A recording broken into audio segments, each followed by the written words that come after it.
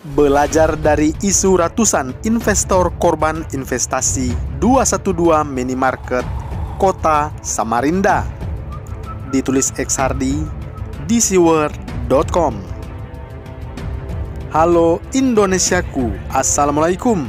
Berjumpa lagi bersama saya di Suara Channel Bapak Infrastruktur. Banyak orang, termasuk kalian, pasti sudah kenal akrab dengan 3 angka ini, yaitu 212. Selain angka dari Wiro Sableng, angka ini menjadi populer karena pada tanggal 2 Desember, di mana pada tahun 2016 sekelompok orang berdemo untuk menentang Basuki Cahayapurnama yang saat itu menjadi Gubernur DKI Jakarta. Sejak itu terbentuklah Persaudaraan Alumni 212 atau PA 212 yang banting setir ke bidang politik. Angka ini kemudian dimanfaatkan untuk berbagai hal. Salah satunya adalah 212 Mart atau minimarket. Ini sebenarnya hanya bersifat sementara, latah dan tidak akan bertahan lama. Ini lebih karena sentimen agama, tak kurang dan tak lebih. Kita sering mendengar kalau minimarket ini sulit berkembang dan banyak yang tutup. Ralat ya kalau saya salah.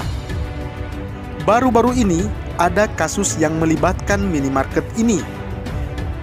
Korban investasi yang diduga bodong melapor ke Polresta Samarinda atas dugaan penipuan, penggelapan, dan penyalahgunaan investasi di 212 Mart Samarinda. Kabarnya ada ratusan investor yang telah dirugikan. Modal tak balik. Rugi maning. Semua ini berawal dari di tahun 2018, di mana beredar sebuah ajakan untuk bergabung di grup WhatsApp. Ajakan untuk mendiri sebuah usaha toko 212 Mart di Samarinda secara berjemaah atau bersama-sama dengan tujuan memajukan perekonomian umat Islam di Samarinda. Gerakan pembentukan toko 212 Mart terorganisir dengan adanya inisiator Koperasi Syariah 212 di Jakarta. Modal toko 212 Mart di Samarinda didapat dengan cara mengumpulkan dana investasi kepada masyarakat secara terbuka dan minimal Rp500.000 dan paling banyak Rp20 juta. Jumlah investasi yang terkumpul adalah sekitar Rp2 miliar. Dan dari dana tersebut dibukalah toko minimarket 212 Mart Samarinda di 3 cabang. Namun kemudian masalah muncul ketika ketahuan ternyata pengurus komunitas Koperasi Syariah 212 Samarinda tidak memiliki legal standing yang jelas untuk melakukan penghimpunan dana-dana masyarakat. Jadi singkat kata, operasional toko 212 Mart Samarinda dari 2018 hingga tahun 2020 berjalan sebagaimana mestinya. Tetapi masalah makin parah ketika pada bulan Oktober tahun 2020 gaji karyawan tidak terbayarkan. Supplier UMKM yang menitip barang di toko-toko 212 Mart pun tidak dibayar, tetapi barang sudah terjual alias sudah laku.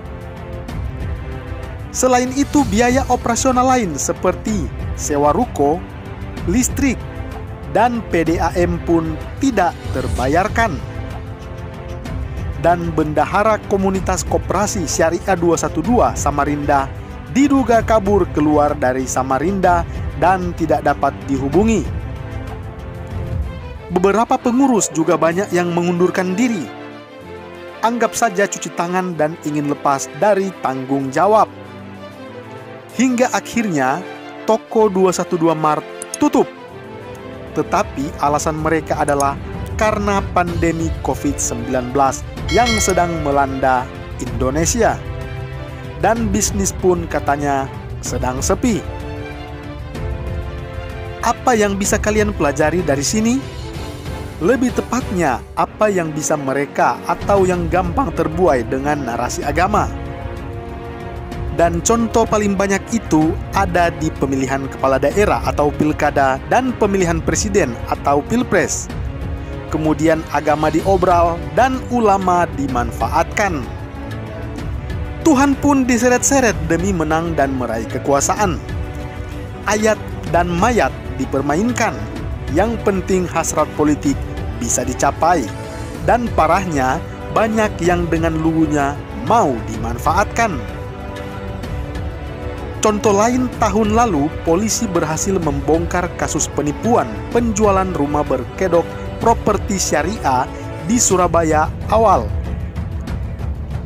Perusahaan yang menjual perumahan tersebut meraup uang 3 miliar rupiah dari 32 orang korbannya.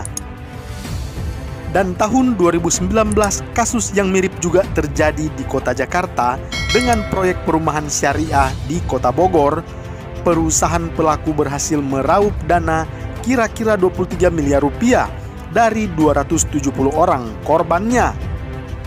Di kota Ponorogo juga, Jawa Timur, pernah terjadi hal serupa, penipuan berkedok perumahan syariah dengan korbannya 47 orang, dan perumahan fiktif itu meraup dana sekitar 4,5 miliar rupiah dari para korbannya. Sedangkan perumahannya tidak ada. Bahkan ada yang menggunakan para ustadz untuk meyakinkan calon pembeli. Para korban mengaku percaya karena seorang ustadz pakai ayat-ayat sewaktu menawarkan. Memang tidak semua sih, tetapi setidaknya ini bisa menjadi pelajaran. Banyak yang mudah terbuai dengan hal berbau agama. Makanya banyak yang mencium peluang ini. Yang pintar memutar uang akan memperdayai calon korban lewat bisnis. Dan yang politisi akan memperdayai masyarakat lewat isu agama, seiman, surga dan neraka, jenazah tidak disalatkan. Seolah-olah tidak pernah berkaca pada banyaknya kejadian, tetap saja banyak yang tertipu. Ingat kasus babi ngepet yang heboh di kota Depok baru-baru ini. Ternyata itu adalah kebohongan. Pelaku adalah seorang ustadz pula. Jadi, semoga ini akan menjadi pelajaran. Masyarakat harusnya semakin cerdas dan kritis untuk menyikapi hal ini. Bagaimana menurut Anda? Salam hangat, Bapak Infrastruktur.